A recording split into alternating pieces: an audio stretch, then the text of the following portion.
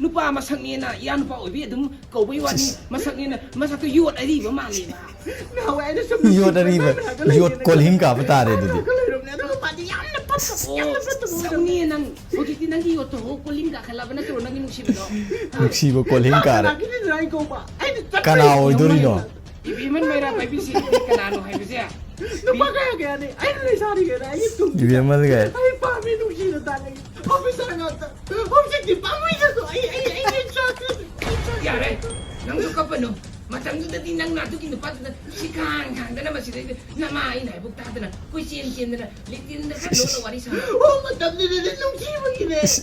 nang inung sibo na yare tra bana to sa batak pa karinta